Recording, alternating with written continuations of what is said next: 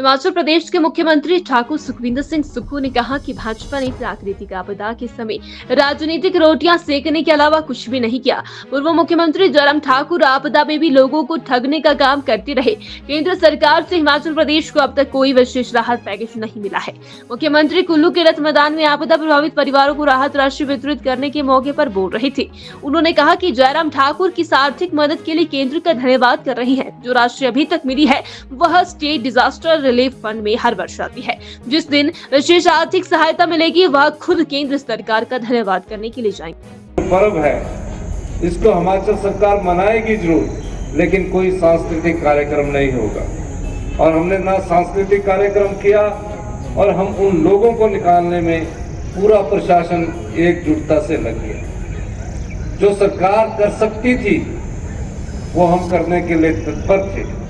उसके बाद पता चलता है कि सरका घाट में बहुत बड़ा नुकसान हो गया। फतेहपुर इंदौरा में डैम का पानी छोड़ दिया गया। 50,000 क्यूसिक मीटर छोड़ना था, 1.5 लाख क्यूसिक मीटर छोड़ दिया गया। और कांगड़ा क्षेत्र के इंदौरा सरका घाट में सारे क्षेत्र हमारे जलमग्न हो गए। जयसिंहपुर में इस बारिश ने ऐसी तबाही मचाई, सुलह में ऐसी तबाही मचाई कि वो पहाड़ थे वो बैठ गए। ये जो अभी आपको वृत्त चित्र दिखा रहे थे, इसमें पूरे हिमाचल का ये हाल आपको इसलिए दिखा रहे थे कि त्रासदी इस बार जो आई है वो केवल कुल्लू में नहीं आई, प्रदेश के सभी जिलों में एक सम्मान आई।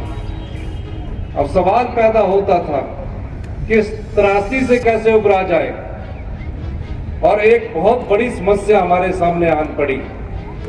चंद्रताल में 295 के करीब पर्यटक फंस गए। हमने एयरफोर्स का हेलीकॉप्टर को किया।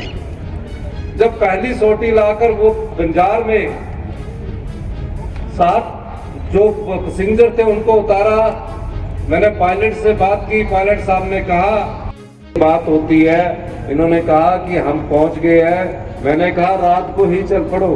कहते नहीं, हम सुबह आएंगे, इनको सबको सकुशल लेकर आएंगे। और -4 डिग्री टेम्परेचर में जहां बर्फ 4 से 6 फुट पड़ी हो, जेसीबी में बैठकर हमारे सरकार के 2 मंत्री जगत सिंह नेगी जी और संजय अवस्थी जी जाते हैं। इससे बड़ा उदाहरण पूरे देश में और कहीं नहीं मिलता।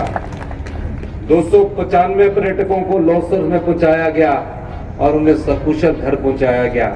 ये सरकार की कर्तव्य निष्ठा और त्याग और बलिदान की भावना नजर आती है।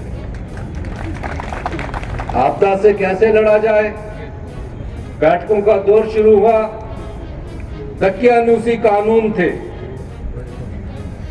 अगर किसी का मकान न पार्शली डैमेज हो जाता था, अगर एक दीवार गिर जाती थी, आप देखिए सिर्फ 5500 रुपया मिलता था। और पूरा क्षतिग्रस्त होने पर 1,30,000 रुपया मिलता था।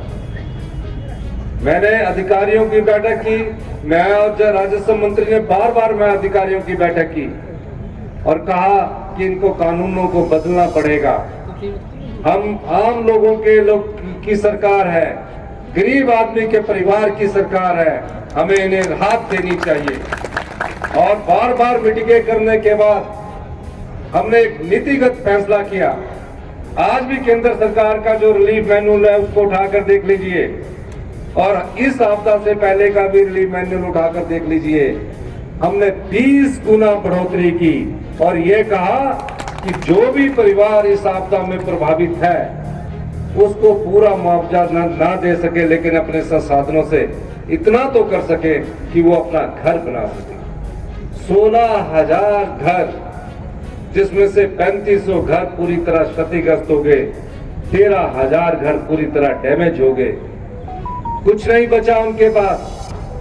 जो उनके घर में पलंग होता है, सामान होता है, कुछ नहीं बचा।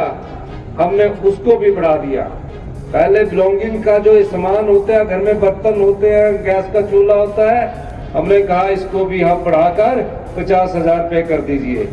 और आज मैं उस आम आदमी के राहत वितरण कार्यक्रम में आया हूं और मुझे दिल में बहुत खुशी हो रही है कि कुल्लू से मैंने आपदा की लड़ाई शुरू की थी, आज राहत कार्य के द्वारा आपके बीच में आया हूं।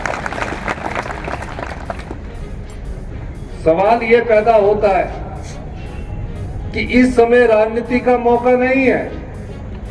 विधानसभा सेशन बुलाते रहे जब आपदा थी, बार बार भारतीय जनता पार्टी के नेता जयराम ठाकुर जी को बोलते रहे कि विधानसभा सेशन बुलाइए।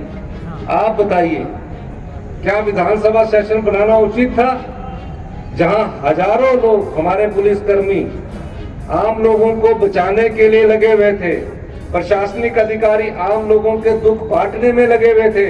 भारतीय जनता पार्टी उस समय राजनीति कर रही थी।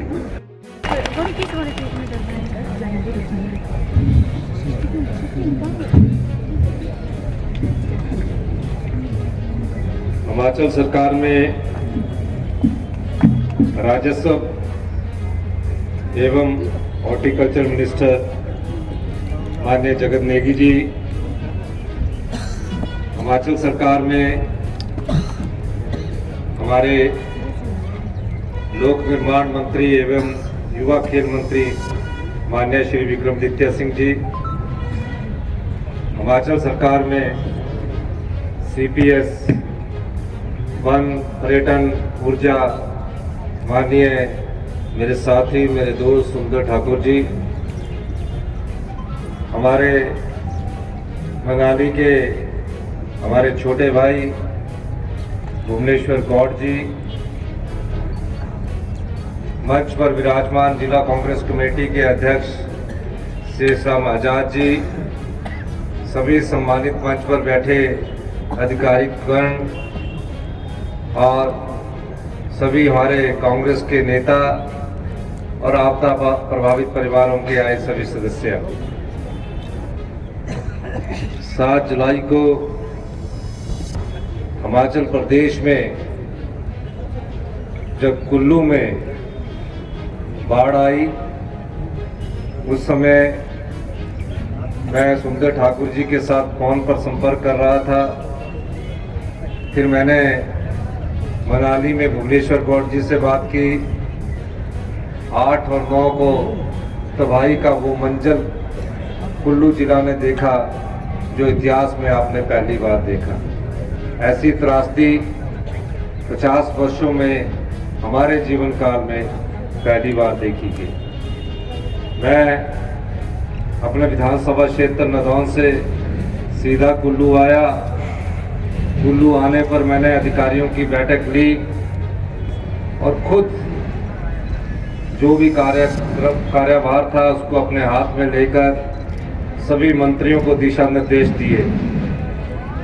हमारे लोक निर्माण मंत्री विक्रमादित्य जी भी यहाँ आए, हमारे IPS मिनिस्टर माननीय मुकेश अग्निहोत्री जी भी आए और माननीय श्री जगत सिंह नेगी जी ने सबसे पहले मंडी और हमारे कुल्लू जिला का दौरा किया।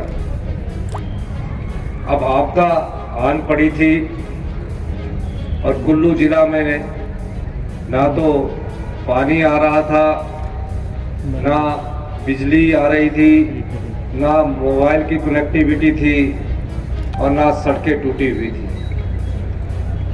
और 75,000 के करीब पर्यटक कुल्लू के विभिन्न क्षेत्रों में मनाली में फंसे हुए थे। 15,000 के करीब पर्यटकों की गाड़ियां कुल्लू जिला में फंसी हुई थी।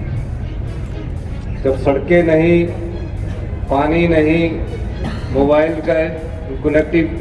डेड हो चुके थे, बिजली नहीं होने के कारण पूरे दिल्ली से हमें फ़ोन आ रहे थे कि आप हमारे बच्चे घूमने गए, उनके बारे में जानकारी दीजिए। कोई भी ऐसा विधायक नहीं होगा जिसके पास फोन ना आए होंगे।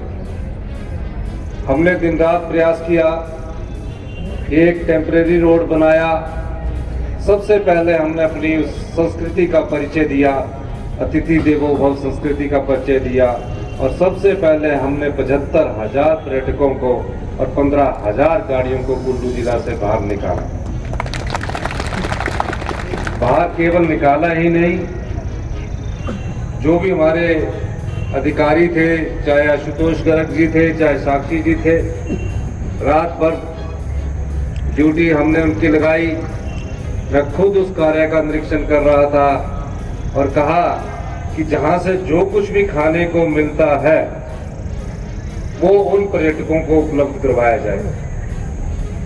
पानी की बोतलों से लेकर खाने पीने के काजू बादाम जो भी दुकानों में थे हमने सब ले लिया और उन पर्यटकों को हमारे पुलिस के जवान, हमारे पर्यटन विभाग के जवान जो मेरे भी खाने में लगे हुए 3-4 लोग थे, मैंने उनको भी बोला कि तुम भी रात को जाकर वहाँ जो गाड़ियाँ निकल रही है उनको आप खाने का प्रावधान कीजिए। सेब से लेकर केले से लेकर सारी मंडियाँ रात को 1 बजे खुलाइए। क्यों?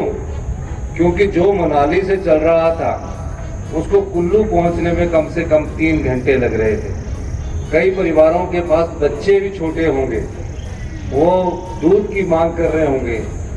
हमने उनको सब प्रकार का प्रबंध किया और 75,000 जब टूरिस्ट यहाँ से निकल कर गए, उन्होंने पूरे हिंदुस्तान में ये कहा कि हमसे किसी ने नाजायज पैसा नहीं लिया। अगर पानी की बोतल कुल्लू में 20 रुपए की बिक रही थी तो वो 20 रुपए की ही बिकी, कोई हाहाकार नहीं था। और कुल्लू की जनता का मैं धन्यवाद करना चाहता हूँ कि जिस एकता का परिचय पार्टी की राजनीति से ऊपर उठकर आप लोगों ने दिया वो उल्लेखनीय है।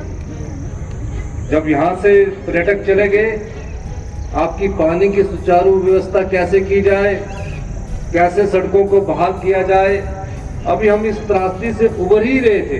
कुल्लू से संजय आर्यन की रिपोर्ट।